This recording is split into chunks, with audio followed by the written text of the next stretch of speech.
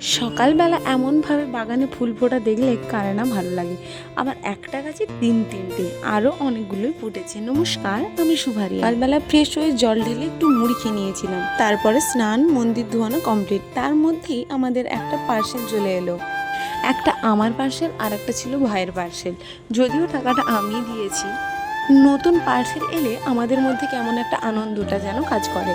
Finally হাতে পেয়ে গেছি, এবার শুধু খোলার পালা। কিছুদিনের ইন্টার্নশিপে আমি কলকাতা যাব বলে কয়েকটা সুতির জামা অর্ডার করেছি, তবে আমার প্রত্যেকটা জামাই রিজনেবল প্রাইসে আমি পেয়ে গেছি।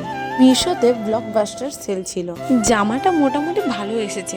পরেই চলে গিয়েছিলাম বড় জেঠুদের বাড়ি, বৌদির কথা মতো তার একটা ছোট্ট রাধাকৃষ্ণের মূর্তিকে রং করতে। ফাইনাল কালারটা আমি পরে একদিন দেখাবো। বাড়ি ফিরে এসে দেখি ওদের এখনো খেতে দেওয়া হয়নি। বাবাকে বললাম দিয়ে দিই। আর সন্ধেবেলায় আমরা সবাই মিলে গিয়েছিলাম জুতো কিনতে। এটা আমার মার্কেটের একটা ভালো এবং বড় দোকান। আমার বোনও এই জুতোটাই পছন্দ করলো, আমার মা আমার জন্য এই জুতোটি পছন্দ করলো। যদিও আমার অনেক জুতো সেগুলো পরেই থাকে, আমি তো পরি না। আমরা টোটাল 5 জোড়া জুতো কিনলাম। আমার বাবা শুনলে যে কি বলবে সে ভগবানই জানে। এক ভর্তি করে জুতো নিয়ে বাড়ির পথে চললাম। এসে দেখলাম টুসি কই। নিচে খুঁজেছি, টুসি নেই। হঠাৎ ব্ল্যাঙ্কেটের দিকে চোখ পড়লো, মনে হচ্ছে এর মধ্যে টুসি থাকতে পারে। আর গিয়ে দেখি না, সত্যি টুসি আছে। আজকের মতন এখানেই রাখি। ভালো থেকো সবাই। রাধে রাধে।